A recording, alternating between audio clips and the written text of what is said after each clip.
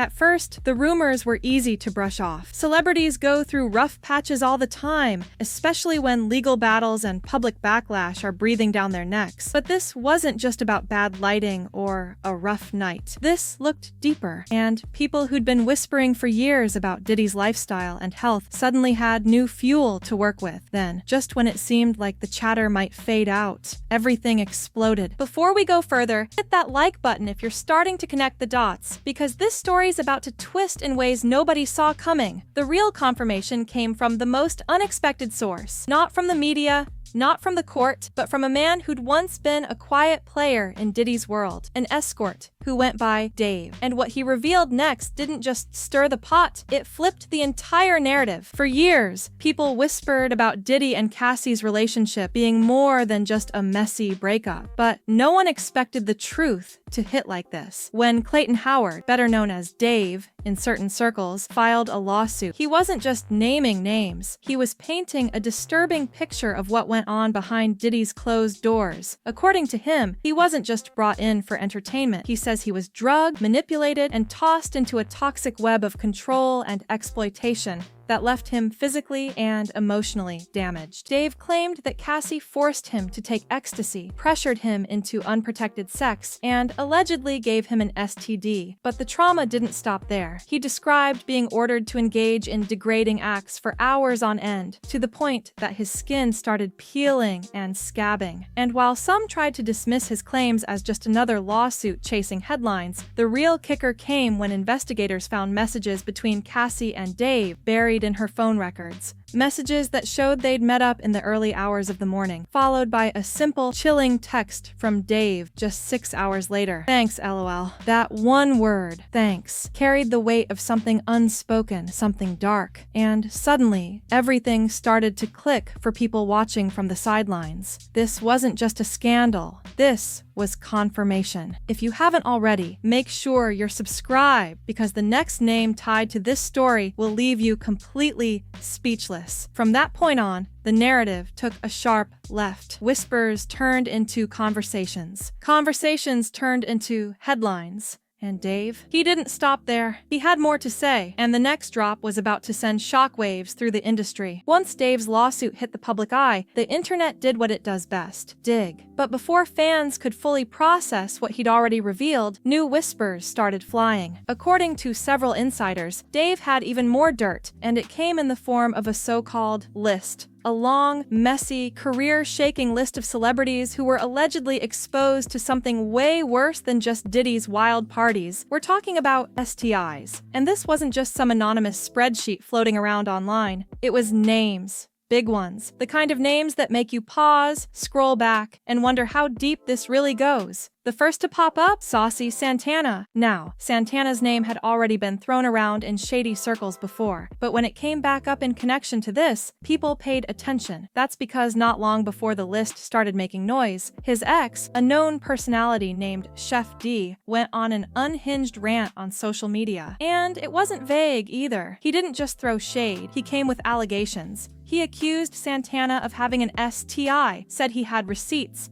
and tossed out enough suggestive details that fans didn't need much imagination to connect the dots. What made it worse? The timing. Dave leaks a list. Chef D rants about infections. Santana stays eerily quiet. To the internet, that was more than coincidence. It was confirmation. But what no one expected was that Santana's connection to Diddy wasn't just personal, it was business. Very dirty business. The story could have stopped at Saucy Santana's name being on the list, but it didn't. It went deeper. Much deeper. According to Dave, this wasn't just about wild parties and risky hookups. He claimed there was an entire underground system, one where Diddy was allegedly using his power and influence to pass people around like merchandise. And Santana, he was right in the middle of it. The claims get disturbing fast. Jane Doe, another figure wrapped up in the legal storm around Diddy, had already hinted at the same thing during her testimony. According to her, she first saw Santana not as a guest, but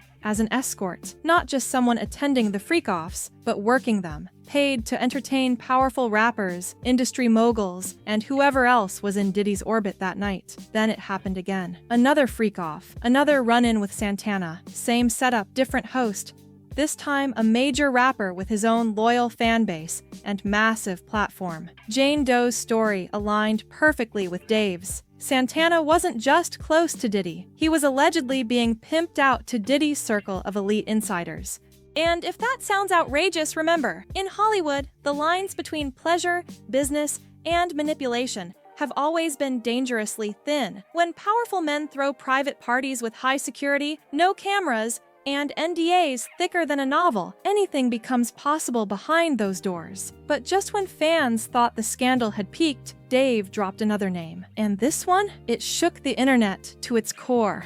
When Jada Pinkett Smith revealed that she and Will had been living separate lives since 2016, the world assumed it was the usual Hollywood mess. Infidelity, August Alsina, emotional distance. But if what Dave claims is even half true, the real reason for their split was something far more shocking and way more dangerous. According to Dave, one of the names on Diddy's alleged STI list was Will Smith. Let that sink in for a second. Now, this isn't the first time rumors have floated about Will's private life. Old blind items have hinted for years that he and Diddy were closer than anyone let on. Secret meetups, lavish weekends, unexplained connections that never quite made sense. Most people chalked it up to gossip, but Dave's accusation brought it back into the spotlight with a vengeance. He claims that Will and Diddy were more than just friends, and somewhere along the way, Will allegedly contracted an STI. According to Dave, that was the final straw for Jada. She found out and made the quiet decision to step back, not because of cheating, but because of health risks. Risks she wasn't willing to take, even for the sake of image. And here's the kicker. Just hours after Dave dropped Will's name, headlines started flooding the internet. Will and Jada were officially filing for divorce, not a separation, not a "we're working through it," a full-on public legal split. Sure, the timing could have been coincidence, but no one believed that. Not after years of silence. Not after years of carefully curated red table talks and PR-controlled narratives. To the public, it looked like Jada had finally had enough. Not of Will's cheating, but of Diddy's shadow lurking behind their marriage. And what Dave said next would prove that Diddy's reach extended even further than anyone imagined. Before the lawsuits, before the headlines, before the list, there was Usher. And what fans are realizing now is that the red flags were there all along. They just didn't look close enough. Back in the day, Usher was just 13 when he moved to New York to live with Diddy. On paper, it looked like mentorship, a rising star being guided by a music mogul. But in hindsight, that setup is looking a lot more like a warning sign than a career move. Years later, during an interview with Howard Stern, Usher opened up about that time, and what he said was enough to make anyone uncomfortable. He admitted that the environment he was in wasn't normal, that he saw things a teenage boy shouldn't have seen, and when asked if he'd let his kids do something similar, he flat out said no, because even he knew whatever was going on in Diddy's inner circle wasn't just about business. Fast forward to now, and fans are revisiting that interview with fresh eyes, especially since Usher has faced 3 separate lawsuits from women claiming he gave them herpes. While those lawsuits weren't linked to HIV or Diddy directly, the context is impossible to ignore. When you connect the dots,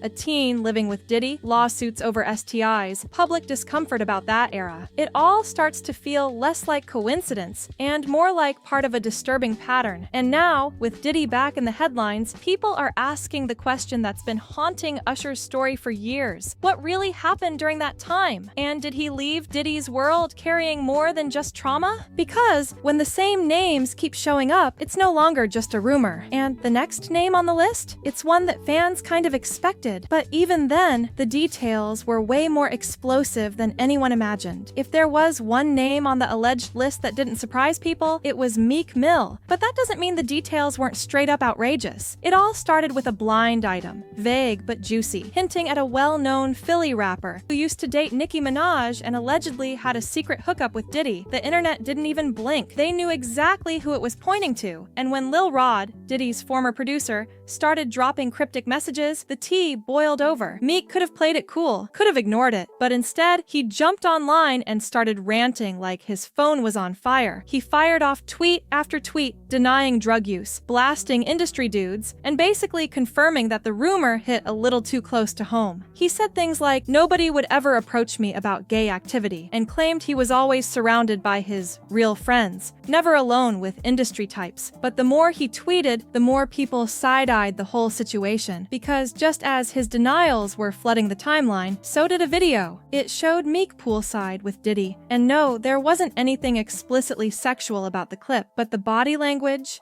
the tone, the way Diddy spoke to him, it was weird, too familiar, too intimate. It gave off vibes, the kind of vibes that made fans say, wait a minute, what are we really looking at? Then came the bombshell, a leaked tape allegedly showing Diddy and Meek in a compromising situation. It was never confirmed, never authenticated, but the rumor spread like wildfire, and Diddy's own bodyguard only made things worse by jumping online and claiming Diddy was slanging that thing all around town, including, allegedly, to Meek. Whether the tape was real or not didn't even matter anymore. The damage was done. Meek was now locked into the scandal, and fans couldn't unsee what they'd seen or forget what they'd heard. But at this point, the public had one burning question. How did Diddy manage to keep all of this hidden for so long? With so many people involved, how didn't it all collapse years ago? That answer is coming, and it's just as ugly as the allegations themselves. With all these accusations piling up, the freak-offs,